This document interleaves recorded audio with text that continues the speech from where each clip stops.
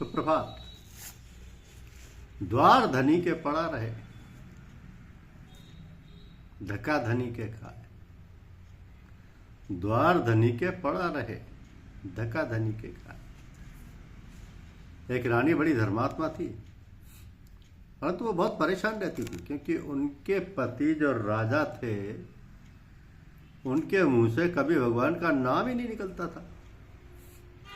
एक दिन उनके मुंह से कभी भगवान का नाम ही एक दिन सोते पर उनके पति के मुंह से राम शब्द निकल गया। सोते समय उनके पति के मुंह से राम शब्द निकल गया। दूसरे दिन रानी ने इस खुशी में बहुत से शुभ अनुष्ठानों का आयोजन किया। राजा साहब ने उनसे पूछा कि आज ऐसी क्या बात है कि तुम इतना खुश हो, इतने सारे अनुष्ठान कर रही हो। रानी ने कहा आज मैं बहुत खुश हूं। राजा ने पूछा क्यों? तब उन्होंने बताया कि मैंने कभी आपके मुंह से राम का नाम निकलते नहीं सुना। कल रात जब आप सो रहे थे तब आपके मुंह से राम शब्द निकला था। इतना सुनकर राजा ने अपना शरीर ही छोड़ दिया, ये कहते हुए कि जब राम ही निकल गया तो बचा क्या। जब राम ही निकल गया तो बचा क्या। इसलिए कहा है कि द्वार धनी के पड़ा रहे, धक्का धनी के खाए। कबक धनी जो निवादे द्वार छोड़ नहीं जाए।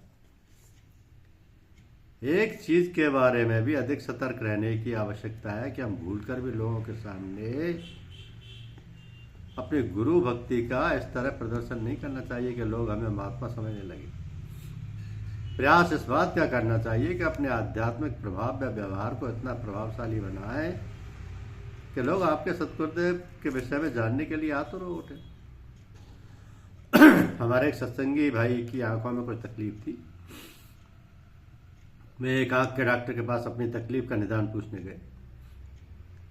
वो डॉक्टर साहब भी परम साधक थे।